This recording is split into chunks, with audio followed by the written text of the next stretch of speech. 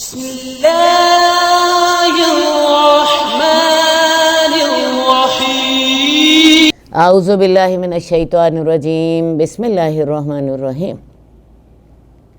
الحمدللہ وکفا والصلاة والسلام علی عبادہ الذین اصطفیٰ۔ عزیز ناظرین السلام علیکم۔ تربیت اولاد کے سلسلے میں آج ہم عفو و درگزر کے سلسلے میں بات کریں گے۔ یہ ایک ایسی خصلت ہے جس کی وجہ سے انسان دوسروں کو معاف کر دیتا ہے، اپنے حق سے دستبرداری اختیار کر لیتا ہے، خاص زیادتی کرنے والا ظلم ہی کیوں نہ کر رہا ہو۔ معاف کرنا اس وقت فائدہ مند ہوتا ہے جب انسان بدلہ لینے پر قادر ہو۔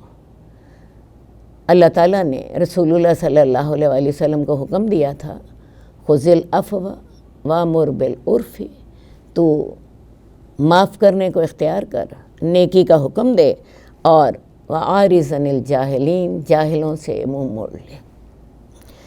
جنت میں جو لے جانے والی صفات ہیں، اللہ تعالیٰ نے قرآن مجید میں ان کا ذکر کیا۔ سورہ آل عمران میں 3 صفات کا ذکر کیا، وَالْكَاظِمِينَ الْغَيْظَ وَالْعَافِينَ عَنِ النَّاسِ وَاللَّهُ يُحِبُّ الْمُحْسِنِينَ۔ جنت میں جانے والے لوگ غصہ پی جاتے ہیں، لوگوں کو معاف کر دیتے ہیں، اور انہی لوگوں کے ساتھ جنہوں نے انہیں غصہ دلایا ہوتا ہے احسان بھی کرتے ہیں۔ اس صفت کے ساتھ، معاف کرنے کی صفت کے ساتھ معاشرے میں احسان مندی، محبت کے جذبات پیدا ہوتے ہیں۔ جس کو معاف کرتے ہیں اس کے دل سے دعائیں نکلتی ہیں۔ حضرت عبادہ بن صامت سے روایت ہے کہ رسول اللہ صلی اللہ علیہ وسلم نے ایک دن صحابہ سے کہا کہ میں تمہیں ایسی چیز نہ بتاؤں جس سے اللہ تعالیٰ انسان کو عزت اور شرف عطا کرتے ہیں اور جس کے ساتھ درجات بلند کرتے ہیں۔ صحابہ نے عرض کیا، یا رسول اللہ ضرور بتائیے۔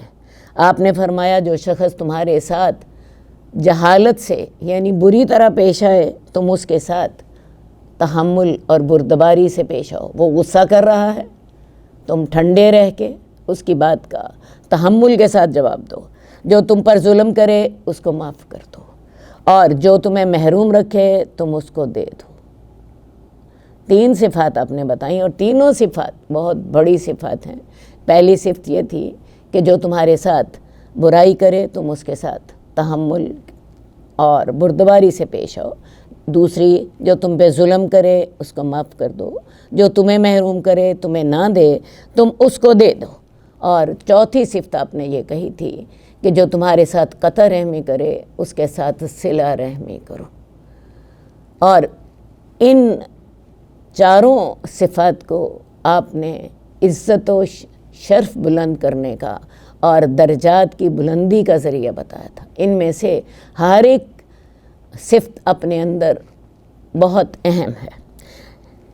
اس وقت چونکہ ہم عفو درگزر کی بات کر رہے ہیں، تو ہم اگر قرآن میں انبیاء کی سیرت دیکھیں تو وہاں ہمیں حضرت یوسف کی سیرت نظر آتی ہے۔ حضرت یوسف کے بھائیوں نے ان کے ساتھ کیا کچھ کیا، لیکن حضرت یوسف نے ان کو معاف کر دیا، اور یہ کہہ کر معاف کیا، لا تثریب علیکم اليوم، آج کے دن ہم تمہیں یہ بھی الزام نہیں دیں گے کہ تم نے ہمارے ساتھ برا کیا تھا۔ بعد میں جب اس واقعے کا ذکر حضرت یوسف نے اپنے والد کے سامنے کیا تو یہ نہ کہا کہ میرے بھائیوں نے میرے پر زیادتی کی تھی، بلکہ یہ کہا کہ شیطان نے ہمارے درمیان گڑبڑ کرا دی تھی۔ رسول اللہ صلی اللہ علیہ وسلم کی سیرت کو اگر آپ دیکھیں تو آپ پر 17 دفعہ قاتلانہ حملے ہوئے، آپ نے کسی ایک کا بدلہ نہیں لیا۔ حالانکہ آپ اپنے رسوم و رواج، اپنی روایات یا شریعت کی روح سے بدلہ لینے کا حق رکھتے تھے۔ آپ پر 17 دفعہ قاتلانہ حملہ ہوا، آپ نے سب کو معاف کر دیا۔ اسی طرح جب آپ نے مکہ فتح کیا، مکے والوں نے مسلمانوں کے ساتھ کون کون سے ظلم نہ کیے تھے۔ جلتے کوئلوں پر انہیں لٹایا تھا، تپتی ریت پر انہیں گھسیٹا تھا، انہیں ہر تکلیف دینے کی کوشش کی تھی، لیکن رسول اللہ صلی اللہ علیہ وسلم نے اس دن وہی الفاظ استعمال کیے جو حضرت یوسف نے اپنے بھائیوں کے لیے استعمال کیے تھے کہ لا تثریب علیکم اليوم، لا تثریب علیکم اليوم، آپ نے نہ صرف طائف والوں کو معاف کیا بلکہ انہیں دعا بھی دی، حالانکہ طائف میں آپ کے ساتھ کیا کچھ نہ ہوا۔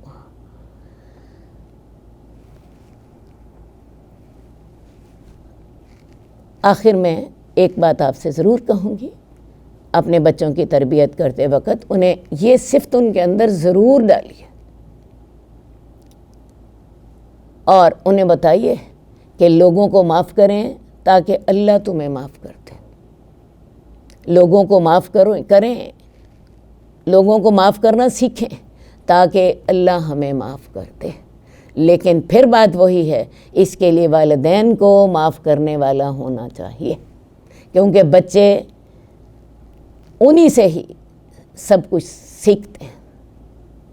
جئنا إلى الدنيا كي ندعو إلى الله لننشر الخير في الكون الذي حارى ونرسل العطر من روض الهدى الزاهي ويشرق السلم أنوارا وأنوارا.